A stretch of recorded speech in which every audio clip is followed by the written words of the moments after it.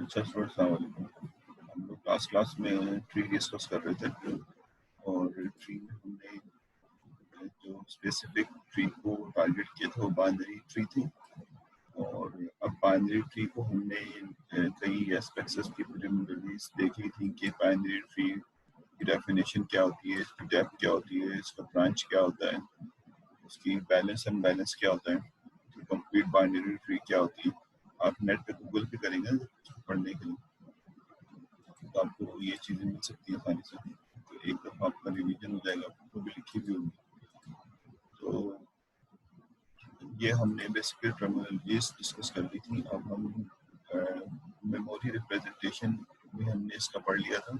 ये tree binary tree को हम ओवरऑल ट्री तो नहीं कह रहे, वैसे ट्री को भी इसी तरह रखते हैं, लेकिन स्पेसिफिकली बाइनरी ट्री को दो तरीके से रखा जाता है। एक लिंग्विस्ट मेथड है जिसमें 3 लीनियर एरे इस्तेमाल होते हैं, और एक में डेटा और दो में इसके लेफ्ट और राइट, क्योंकि इसके दो लेफ्ट और राइट होते हैं, मैक्सिमम दो होते हैं। अगर नहीं होगा तो फिर वो एग्जिस्ट ही नहीं करेगा उस जगह पे। इसी तरह से लीनियर सिक्वेंशियल एरे में हमने कहा था कि इसका फॉर्मूला होता है कि पहली लोकेशन पे ट्री का रूट आता है और इसके लेफ्ट और राइट पे बेसिकली जो भी रूट का या किसी भी पेरेंट का लेफ्ट और राइट होगा उसका फॉर्मूला 2k और 2k+1 से इंडेक्स से निकाला जाएगा।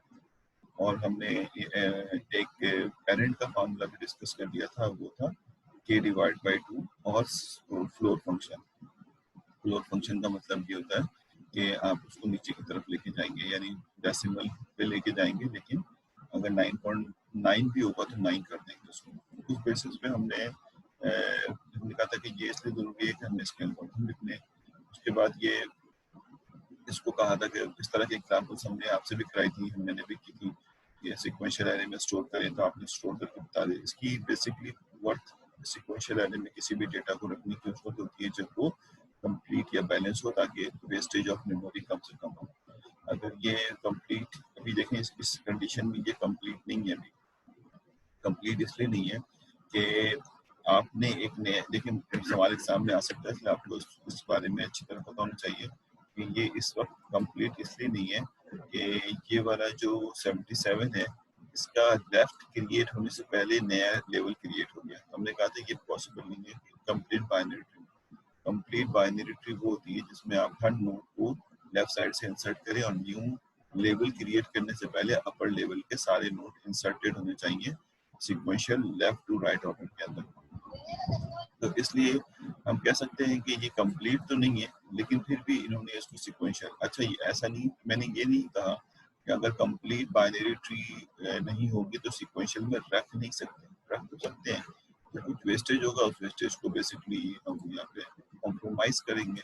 तो वेस्टेज क्यों होता है? वेस्टेज इसलिए होता है कि जो बेसिकली स्पेस मेमोरी की यहाँ पे बाकी रह जाती है वो किसी और के लिए फिल नहीं होती। यानी कि कोई और से मुराद ये है कि अगर ये 6 लोकेशन है, अगर ये 6 लोकेशन है तो 6 लोकेशन का मतलब ये हो गया कि ये 3 का लेफ्ट है, 3 का लेफ्ट है। अब यहाँ पे इस होल में 3 के लेफ्ट के अलावा कोई और चीज नहीं आ सकती, यानी 3 का लेफ्ट आएगा तो यहाँ स्टोर करेंगे, 3 का लेफ्ट नहीं आएगा तो ये खाली ही रहेगा। तो अब ये खाली रहेगा तो इसका मतलब है वेस्टेज है, यानी अगर 3 का लेफ्ट पूरे प्रोसेस में नहीं आया तो ये मेमोरी लोकेशन वेस्ट हो जाएगी। इसी तरह से 8 है, 11 है, 12 है, 13 है, अभी सारी लोकेशन जो है वेस्ट हो रही है।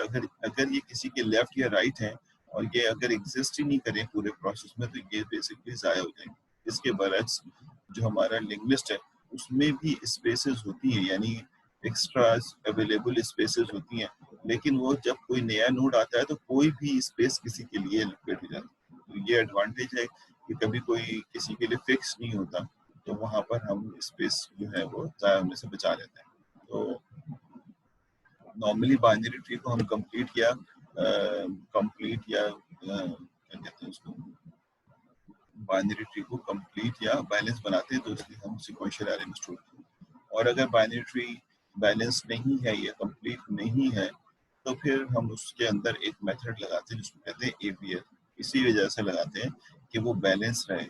जब वो बैलेंस रहती है, ठीक है, ये तीनों डेफिनेशन मैंने दे दी थी, बहुत नियरेस्ट है। हर कंप्लीट और फुल ट्री जो होती है बैलेंस होती है। अगर ट्री जो है बैलेंस है तो फिर वो सिक्वेंशियल एरे इस्तेमाल कर लिया जाता है उसमें। और ABL पढ़ते हैं ना हम, तो बैलेंस करने का मेथड भी ABL इसमें सीखते कि अगर वो अनबैलेंस हो रही है तो फिर वो हम किस तरह, अभी मैं बाइनरी सर्च में थोड़ा सा हिंट दूंगा, आज पढ़ेंगे उसमें।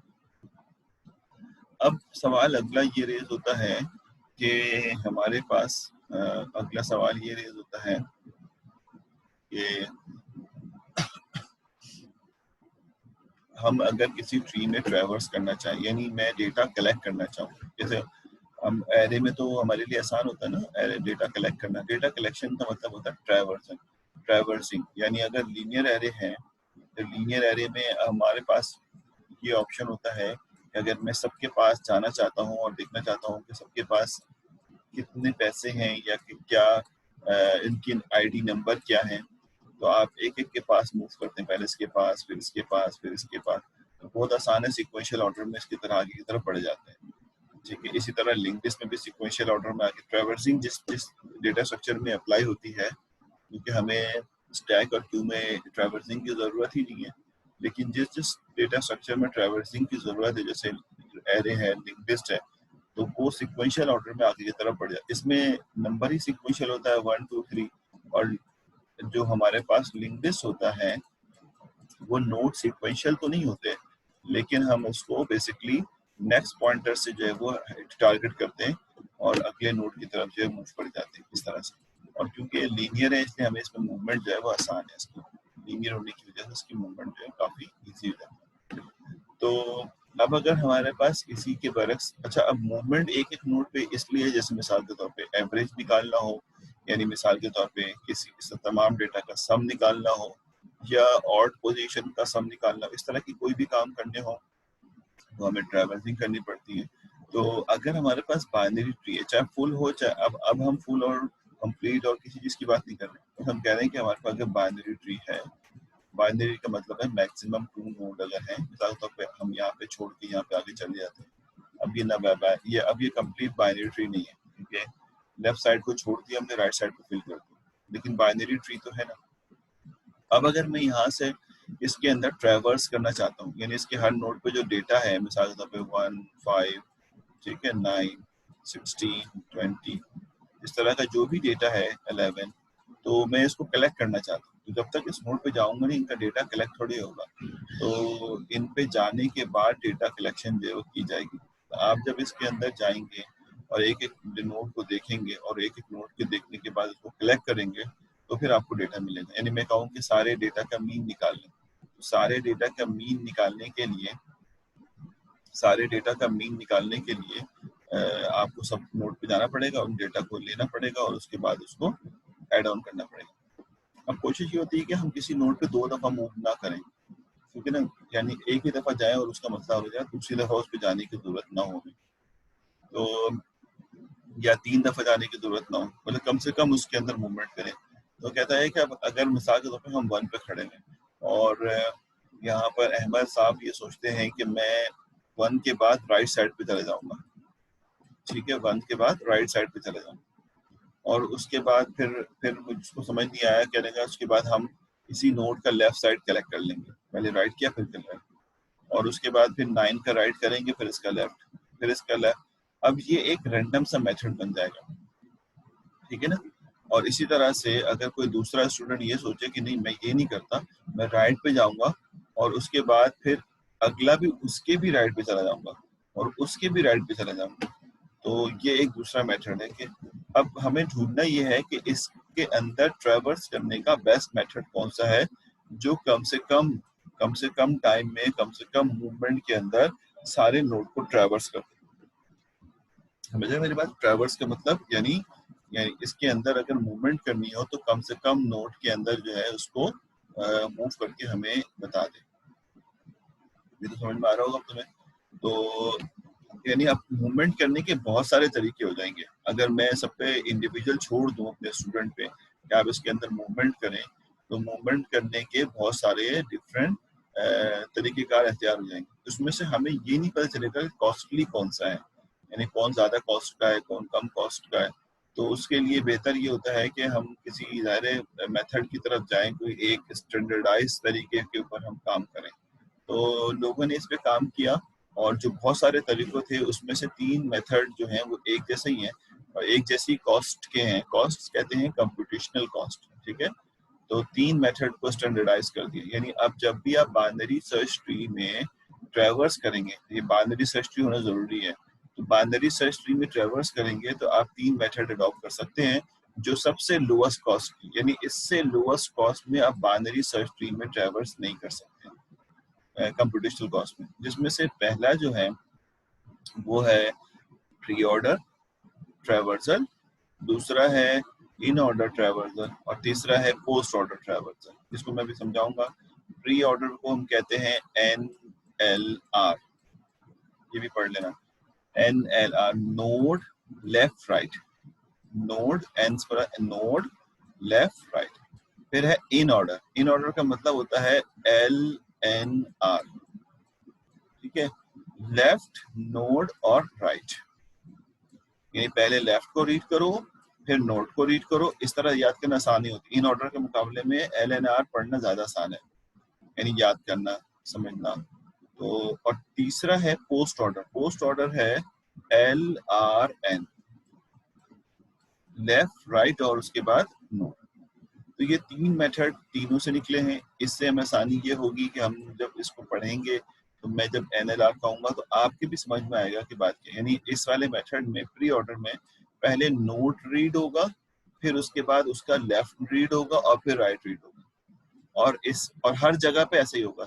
हर यानी अगर हमारे पास ये ट्री बनी हुई है, अगर मिसाल के तौर पे दिस इज द ट्री, एक ट्री है और हम इस ट्री में मूव करना चाहते हैं और इसका डेटा कलेक्ट करना चाहते हैं, इसका डेटा कलेक्ट करना चाहते हैं, तो अगर प्री ऑर्डर से करेंगे तो पहले जिस नोड पे आएंगे उसको रीड कर लेंगे, क्योंकि वो कह रहा है जिस नोड पे आप आए उसको रीड कर लें, और उसके बाद फिर आप उसके लेफ्ट पे जाएं, तो उसके लेफ्ट पे जाएंगे, राइट पे नहीं जाए, लेफ्ट पे जाए तो लेफ्ट पे चले जाएंगे आप। और उस नोड को रीड करके जब उसके लेफ्ट पे जाएंगे तो वो अब जिस जगह पे पहुंचेंगे वो भी एक नोड होगा, लेफ्ट तो है इसका लेकिन एक नोड होगा, तो फिर कह रहा है उसको भी रीड कर ले आप, ठीक है। उसके बाद उसके लेफ्ट पे चले जाएं, फिर उसके रीड कर लें, और उसके बाद फिर आप उसके जब आप लेफ्ट रीड कर चुके हो और उसका कोई लेफ्ट एग्जिस्ट ना करता हो तो फिर उसके राइट पे चले जाएं। तो इसका राइट जो है वो ये, इसका इस वाले नोट का राइट जो है वो ये वाला है।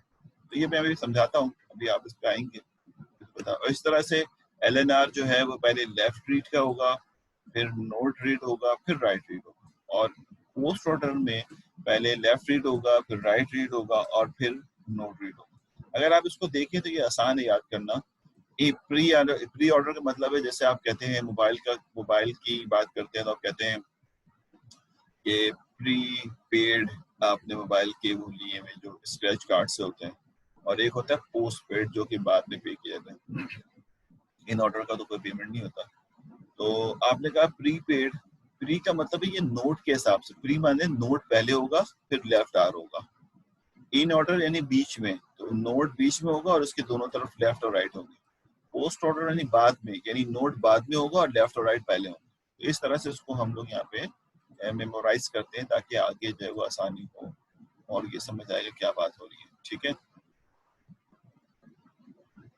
नहीं, यहाँ पर हम जब बाइनरी ट्री की बात करते हैं ना बेटा, तो हम फिर ये नहीं कह रहे कि ट्री कंप्लीट होगी या बैलेंस होगी या फुल होगी। अब हम कह रहे हैं ट्रैवर्सिंग इन बाइनरी ट्री। अब वो ट्री बाइनरी है, चाहे वो बेसिकली क्या कहते हैं उसको, कंप्लीट हो या ना हो, इससे कोई फर्क नहीं पड़ता। यानी ये ट्री है ना, अगर एक मिसाल दे रहा हूँ, ये भी एक बाइनरी ट्री, याद होगा मैंने बताया था, ये भी एक बाइनरी ट्री है, ये एक बाइनरी ट्री है। ना तो ये बैलेंस है, ना कंप्लीट है, ना फुल है, कुछ भी नहीं है ये, ठीक है ना, लेकिन है बाइनरी ट्री। अगर हमें इसमें भी ट्रैवर्स करना होगा ना तो यही 3 मेथड लगेंगे। तो ये 3 मेथड बाइनरी ट्री के हैं, ये आजाद हैं, कंप्लीट और बैलेंस हैं। बस आपने इस मेथड को देखते हुए इस पर ट्रैवर्स कर जाना है, ठीक है।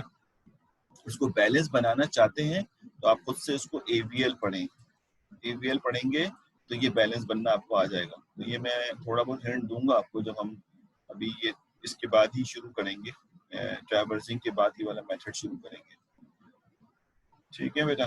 तो ये हम यहाँ तक पहुँच गए, अब आगे बढ़ते हैं।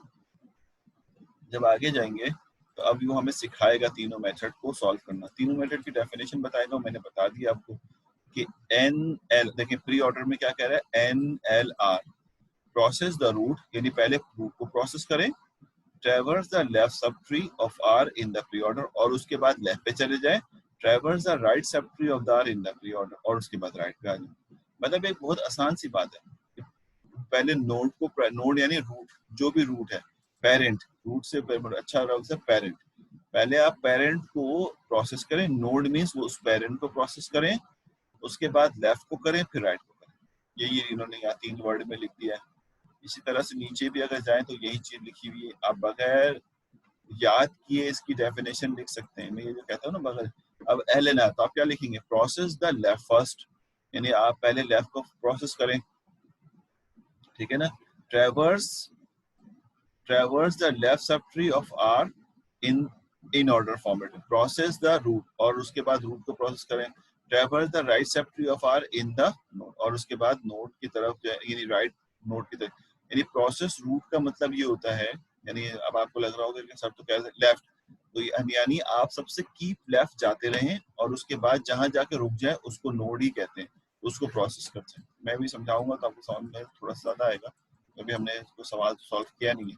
मिसाल के तौर पे एल एन आर यहाँ पे आए, ये एक नोड है, जब आप किसी नोड पे आते हैं तो वो किसी का पेरेंट होता है, तो ये एक पेरेंट है, वो कह रहे हैं पेरेंट को प्रोसेस ना करें, नोड का मतलब यहाँ पे आप पेरेंट ले लें अगर, तो आप इसको प्रोसेस ना करें, क्यों, क्योंकि इससे पहले आपने लेफ्ट पे मूव करना है, तो आप इसका लेफ्ट पे मूव कर जाए, आप लेफ्ट पे मूव कर जाए, यहाँ पे आ गए, यहाँ पे आए तो ये भी एक पेरेंट है, पेरेंट मीन्स नोड है, तो ये एक नोड है, वो कह रहे हैं नोड को प्रोसेस ना करें, आप इसमें से गुजर रहे हैं लेकिन प्रोसेस नहीं कर रहे, इसको रीड नहीं कर रहे, अगर इसमें 1 है इसमें 5 है तो आप इनको कलेक्ट नहीं कर रहे, आप सिर्फ इसमें से गुजर रहे हैं।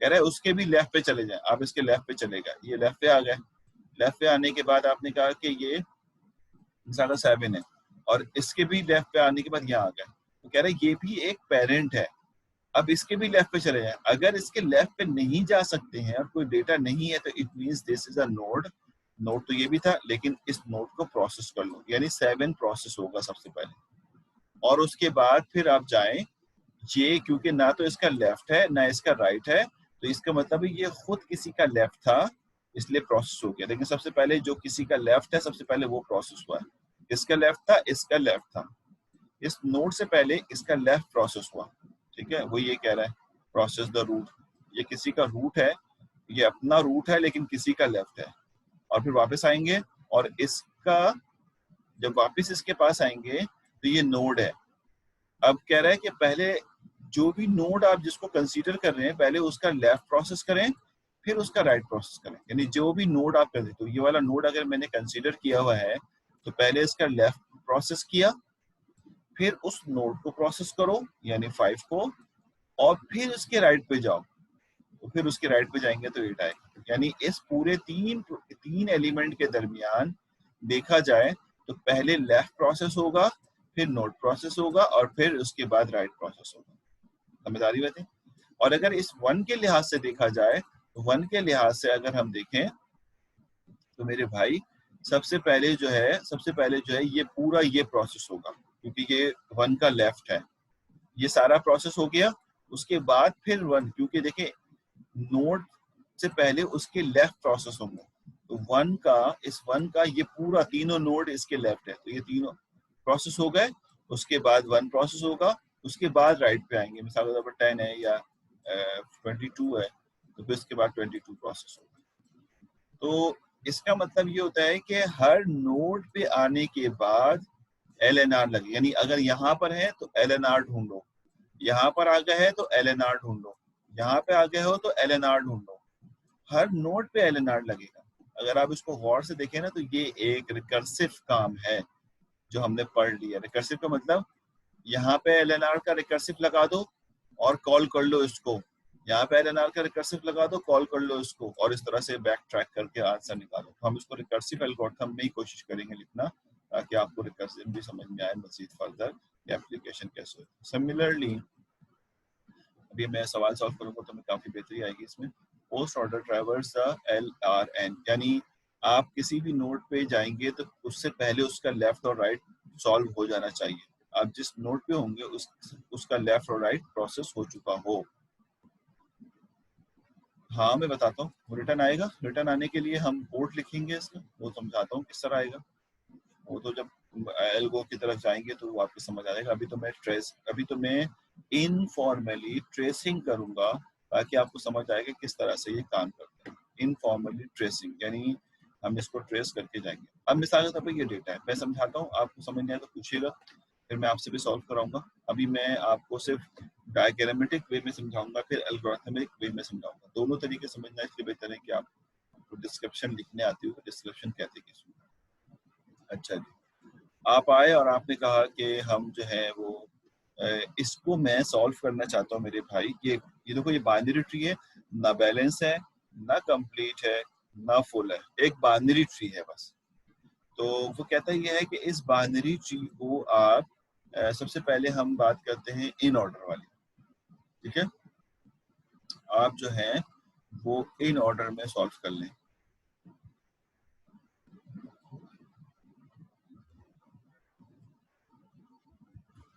इन ऑर्डर को क्या कहते हैं मेरे भाई? LNR, ठीक हो गया। अब आप जरा इसको देखिएगा कि मैं कलेक्शन कैसे कर रहा हूँ। मैं तीनों मेथड समझाऊंगा इस ट्री के ऊपर, इसी के ऊपर, तीनों की कॉस्ट सेम है। LNR का मतलब ये है कि आप यहाँ से रीड करना शुरू करेंगे, ठीक। लेकिन किसी भी नोड पे जब आप आते हैं, जैसे A एक नोड है, पेरेंट है, तो उससे पहले उसके लेफ्ट पे चले जाएंगे, उसको प्रोसेस करने से पहले उसके लेफ्ट पे चले जाएंगे। तो जब इसके लेफ्ट पे जाएंगे तो उसको कहीं स्टोर करेंगे ना मेरे भाई। जब यहाँ पे आए और यहाँ आने के बाद आप जाना चाहते हैं लेफ्ट पे, तो इसको कहीं स्टोर करेंगे ना। तो आप जब ए को स्टोर करेंगे तो इसका मतलब ये हुआ कि ए की दो जॉब, यानी अगर मैं इससे कनेक्शन वाली दो जॉब, एक बी है और एक सी है, ये इसके साथ स्टोर होगा। मेरी बात समझ आ रही है? तो ए की दो जॉब हैं जो कि बी और सी हैं, जो कि इसके साथ स्टोर हो जाएंगे। लेकिन हम क्योंकि लेफ्ट पे पहले मूव करना चाहते हैं, तो ए के लेफ्ट पे मूव कर जाएंगे और सी यहाँ पे रह जाएगा। तो ए के ऊपर जो है वो क्या आ जाएगा? सी आ जाएगा, क्योंकि पहले पहले नहीं, सी इसके नीचे आएगा क्योंकि पहले नोड सॉल्व होगा उसके बाद ए सॉल्व होगा। तो ये भी अभी स्टैक पे तो नहीं जा रहा समझाने के लिए, क्योंकि जब हम इसका रिकर्जन एल्गोरिथम देखेंगे तो वहाँ पे मैं ये समझाऊंगा। अभी आप सिर्फ ये देखें कि ये काम कैसे हो रहा है इस वाले मेथड। तो मैं बताना सिर्फ ये चाह रहा था कि जब आप ए पे आएंगे और ए के रीड होने यानी ए को प्रोसेस करने से पहले इसके लेफ्ट पे मूव करेंगे, तो ए को कहीं स्टोर करेंगे तो ये स्टैक में स्टोर होगा। बस ये ध्यान में रखें अभी आप। तो आपने ए पे आए, एक नोड है, ये एक नोड है, लेकिन उसके प्रोसेस से पहले लेफ्ट पे चले जाओ। तो आप उसके लेफ्ट पे चले गए, कहाँ पहुंच गए? बी पे पहुंच गए। बी भी एक नोड है, तो हर नोड पे LNR चलना है। ये वाला LNR हर नोड पे वैलिड होना चाहिए। तो अब बी पे आएंगे, आप कहेंगे ए के लेफ्ट पे आए तो प्रोसेस करो ना, नहीं। अब जब बी पे आए तो बी इंफरादी तौर पे एक पेरेंट है। जब ये पेरेंट है, ये नोड है, तो इसके भी लेफ्ट पे चले जाएंगे आप। इसको प्रोसेस करने से पहले इसके भी लेफ्ट पे चले जाएंगे आप। मेरी बात समझ आई? जब इसके लेफ्ट पे चले जाएंगे तो डी पे आ जाएंगे। डी भी एक नोड है और डी के भी लेफ्ट पे चले जाएंगे। डी के लेफ्ट पे जाने की कोशिश करेंगे, इसका लेफ्ट एग्जिस्ट नहीं करेगा। अगर इसका लेफ्ट एग्जिस्ट नहीं करता तो आपको मजबूरन इसके नोड को प्रोसेस करना पड़ेगा। LNR लेफ्ट पे नहीं है तो आप इसको खुद को प्रोसेस कर देंगे। लेकिन अगर बज़ाहिर देखा जाए तो ये बी का लेफ्ट था, तो बी के प्रोसेस से पहले अगर देखा जाए इस वाले फॉर्मूले के हिसाब से, तो बी के प्रोसेस से पहले आपने डी को प्रोसेस किया। यानी बी, अगर ये बी है नोड, तो आप इसके लेफ्ट को पहले प्रोसेस कर रहे हैं, तो सबसे पहले प्रोसेस हो जाएगा डी। तो यहाँ पे मैं लिख देता हूँ, सबसे पहले प्रोसेस होके आ गया डी, यानी डी सबसे पहले प्रोसेस हुआ है। सही हो गया? डी प्रोसेस होगा, उसके बाद आप रिटर्न आएंगे, यानी जो जो स्टैक में चीज स्टोर होगी ना उसके पास आएंगे दोबारा। और अब आप कहेंगे बी पे आ गए। जब बी पे आएंगे तो बी का लेफ्ट प्रोसेस हो चुका है, और बी का लेफ्ट जो प्रोसेस हो चुका है, यानी जो बी था इसका लेफ्ट प्रोसेस हो गया, तो अब उसके राइट से पहले बी को प्रोसेस कर देंगे, तो बी प्रोसेस हो जाएगा। तो इसका मतलब ये हुआ कि यहाँ पे बी, अगला एलिमेंट बी प्रोसेस हो जाएगा। बी का लेफ्ट प्रोसेस हो गया, बी का राइट प्रोसेस हो गया। ठीक है, अब आप आगे बढ़ेंगे और बी के राइट यानी नोड के राइट की तरफ जाएंगे। नोड के राइट पे जाएंगे तो अगेन हालांकि उसको प्रोसेस हो जाना चाहिए, लेकिन क्योंकि इस नोड पे आए तो ये नोड भी एक पेरेंट है, इस पे भी एलएनआर चेक होगा, इस पे भी एलएनआर चेक होगा कि इसका लेफ्ट तो नहीं है, इसका लेफ्ट है मेरे भाई। तो आप ई के प्रोसेस करने से पहले इसके लेफ्ट पे चलेंगे, यानी जो भी पेरेंट होगा उसका चाइल्ड वो भी लेफ्ट वाला पहले प्रोसेस होगा। तो ये पहले इसके पास चला जाएगा, एफ एफ के पास जाएगा तो इसका भी लेफ्ट चेक होगा, लेकिन एफ का लेफ्ट नहीं है तो लिहाजा इसको प्रोसेस कर देंगे क्योंकि ये किसी का लेफ्ट था। तो हम यहाँ पर ई से पहले एफ को प्रोसेस करेंगे। ठीक हो गया, एफ को प्रोसेस करके ई को हिट करेंगे। अब ई के हिट करने की वजह से, ई को हिट करने की वजह से यहाँ पे ई का लेफ्ट प्रोसेस हो चुका है, तो अब नोड खुद प्रोसेस होगा, यानी ई खुद प्रोसेस होगा। तो ई खुद प्रोसेस हो गया, ठीक है। उसके बाद आप ई का राइट ढूंढेंगे, ई का राइट, क्योंकि देखें ई का लेफ्ट हो गया, ई खुद हो गया, ई का राइट, ई के राइट की तरफ जाएंगे तो ई का राइट नहीं है, तो आप यहाँ से ऊपर की तरफ निकल जाएंगे। ये ऊपर की तरफ निकलेंगे तो बी का लेफ्ट प्रोसेस हो चुका है, बी खुद प्रोसेस हो चुका है और बी का राइट प्रोसेस हो चुका है। बी के राइट में सिर्फ ई ही नहीं है बल्कि एफ भी बी के राइट में ही है, लेकिन ई का लेफ्ट है इसलिए पहले प्रोसेस हुआ। तो उसके बाद आप ए पे आ जाएंगे। अब आप जरा गौर से देखें, मैं सवाल थोड़ी देर बाद दूंगा, फिर आप ए पे आ जाएंगे। जब आप ए पे आएंगे तो अब आप देखें ए के लेफ्ट में सिर्फ बी नहीं था बल्कि ये पूरी ब्रांच ए का लेफ्ट था। तो ए के प्रोसेस होने से पहले ये सारी ब्रांच एल एन आर से प्रोसेस हो जानी चाहिए, यानी इसके लेफ्ट को भी सारा प्रोसेस हो जाना चाहिए था एल एन आर से। तो ए का लेफ्ट देखें 4 एलिमेंट है, चारों प्रोसेस है और ये चारों के चारों एल एन आर से प्रोसेस है। अब आप आएंगे कि अगर यहाँ पे ए पे आप खड़े थे, अगर आप ए पे खड़े थे और ए का लेफ्ट आपने प्रोसेस कर लिया है, तो अब ए की जिम्मेदारी है कि ए को प्रोसेस कर लें आप। तो अब आप ए को प्रोसेस कर लेंगे यहाँ पे, तो ए जो है यहाँ पे प्रोसेस हो जाएगा। अब आप ए के राइट पे जाएंगे, जब ए के राइट पे जाएंगे तो वहां पर भी आप एल एन आर का ख्याल रखेंगे। ए के राइट पे चलेगा, ए के राइट पे गए सी, सी एक नोड है मेरे भाई, तो सी का लेफ्ट चेक करेंगे है या नहीं है। सी के लेफ्ट पे जाएंगे, लेफ्ट एग्जिस्ट करता है, जी है, और जी के भी लेफ्ट पे जाएंगे, जी का लेफ्ट नहीं है तो जी को प्रोसेस कर देंगे, जी प्रोसेस हो गया, यानी यहाँ से आप जी के पास आ गए। जी पे आने के बाद जी का राइट नहीं है तो दोबारा सी पे चले जाएंगे, और सी का लेफ्ट प्रोसेस हो चुका है तो सी को उसके बाद प्रोसेस कर लेंगे आप। लेफ्ट के बाद खुद नोड प्रोसेस होता है और उसके बाद उसके राइट पे चले जाएंगे। राइट पे जाके राइट को प्रोसेस नहीं कर देंगे हम, बल्कि देखेंगे कि ये एक पेरेंट है, इसके लेफ्ट पे चले जाएंगे, इसका लेफ्ट जे है तो जे पे आए तो जे पे भी आने के बाद चेक करेंगे इसका लेफ्ट भी जो है वो एल है, तो इसका मतलब है पहले एल प्रोसेस होगा क्योंकि ना तो इसका राइट है ना लेफ्ट है। फिर एल के बाद आप वापस ऊपर आएंगे तो जे प्रोसेस होगा, ठीक है, जे प्रोसेस हो गया। जे के बाद फिर वापस ऊपर आएंगे तो एच का दोनों लेफ्ट प्रोसेस हो गया तो अब एच प्रोसेस होगा। उसके बाद फिर इसके राइट पे जाएंगे तो राइट पे जाएंगे तो के प्रोसेस होगा। उसके बाद फिर आप यहाँ से घूम के वापस जो है वो बाहर निकल जाएंगे, वो सारी चीजें प्रोसेस हो गई हैं। तो इस डायरेक्शन में आपने सारी चीजें प्रोसेस कर दी, और ये कलेक्शन जो है डी बी एफ ई ए जी सी एल के एच के, ये बेसिकली एक इन ऑर्डर प्रोसेस के तहत कलेक्ट कर लिया गया। हम देख के तो नहीं बता सकते, अगर ये ट्री नहीं होती और सिर्फ ये दिया जाए तो हम देख के नहीं बता सकते कि ये किस ऑर्डर का कलेक्शन है, बताना पड़ता है कि इस ऑर्डर का कलेक्शन है। ठीक है, तो अब मैं सवाल की तरफ जाता हूँ। ये मेरा एक कलेक्शन का मेथड, और ये जो कलेक्शन का मेथड मैंने आपको समझाया है, ये हमें इसका कोड लिखना है कि आपने जो है वो प्री ऑर्डर का कोड लिखना है। तो यकीनन इसका कोड हम दोनों तरीके से लिख सकते हैं, इटरेटिव वे में भी लिख सकते हैं, इटरेटिव वे में भी लिख सकते हैं, और इसका हम रिकर्जन में भी लिख सकते हैं। स्लाइड में इटरेटिव लिखा हुआ है, लेकिन मैं प्रीफर करूंगा रिकर्जन को। और रिकर्जन में लिखा हुआ नहीं हो तो ढूंढना पड़ेगा कहीं से कोई मिल जाए रिकर्जन का एल्गोरिथम। तो हम इसको देखते हैं जब एल्गोरिथम पे आएंगे। अच्छा, रिकर्जन इसलिए कह रहा हूँ कि हर नोड पे एलएनआर का मेथड लगेगा। ए पे है तो एलएनआर, बी पे है तो एलएनआर, तो वो एक रिकर्जन जो है वो बार बार रिपीट हो रही है। उस रिकर्जन की वजह से हम इसको रिकर्सिव प्रोसेस की तरफ लेके जाते हैं। सवाल ले रहा हूँ, उसके बाद फिर मैं आगे बढ़ता हूँ अगले मेथड की तरफ। अच्छा, कहता है सर फिर रूट पर कैसे आएगा, वापस आ गया ना वापस, तो मैंने तुम्हें समझा दिया फाइज। सर फॉर एग्जाम्पल अगर ई क्या चाइल्ड ना होता, ठीक है, ई का चाइल्ड ना होता तो प्रिंट इस सूरत में होता, अगर ई का चाइल्ड नहीं होता जो एफ है तो डी ई बी होता या डी बी ई होता। चलो सॉरी करके तुमने पी बी, फिर मैं बता देता हूँ। हाँ डी बी ई होता, डी बी ई सही लिखा है तुमने, सॉरी वाली के बाद जो लिखा है वो सही लिखा है, डी बी ई बिल्कुल ऐसा ही। क्योंकि हर नोड पे जाने के बाद लेफ्ट रीड होगा, फिर वापसी पे उसका नोड रीड होगा और फिर उसका राइट रीड होगा। राइट का भी अगर लेफ्ट होगा तो उसके लेफ्ट पे चले जाएंगे बिफोर राइट। ठीक है, तो इस तरह से आप इसको एक्सटेंड करते जाएंगे। मैं अभी सवाल भी दूंगा आपको, पहले तीनों मेथड समझा दूँ, या अगर आप चाहे तो मैं एक सवाल दे दूं और आप इसको सॉल्व कर लें पहले, लेकिन थोड़ा सा वेट करना पड़ जाएगा। हम आपको ये मेथड अगर समझ आ गया तो हम अगले वाले मेथड की तरफ जाएं, तो फिर मैं अगला सवाल दूँ आपको, या आप सवाल पहले करना चाहते हैं कलेक्शन, जैसा आप बताएं।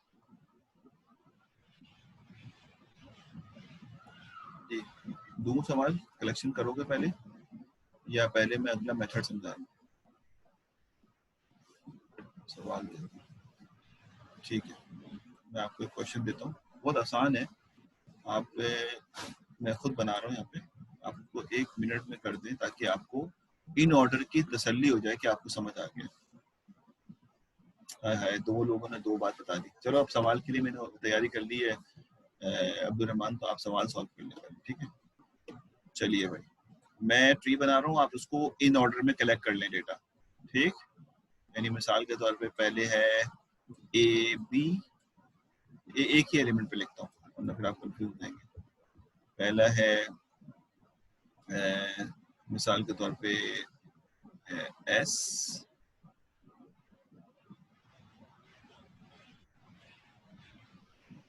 हाँ मैं अब्दुल रहमान अभी पहले ये सवाल दे दूँ तो देखते हैं ना। पहले आया है एस, फिर मैं आपको समझाता हूँ, फिर आ गया के, राइट पे आ गया आपके पास पी, फिर लेफ्ट पे आ गया एम, फिर इसके राइट पे आ गया A B C D I, और इसके ये आई है, इसके भी आ राइट पे आ गया वाई, इसके लेफ्ट पे आ गया एन, इसके राइट पे आ गया आपके पास जी, इसके लेफ्ट पे, इसके राइट पे आ गया डब्ल्यू, इसके भी राइट पे आ गया आपके पास एक्स, और इसके लेफ्ट पे आ गया आपके पास सी। चलो अब मुझे नहीं पता ये आसान है मुश्किल है, मैंने तो अभी आपके सामने डिजाइन किया है, ये पी है, ठीक है। इसको आप इन ऑर्डर से ट्रेवर्स करो,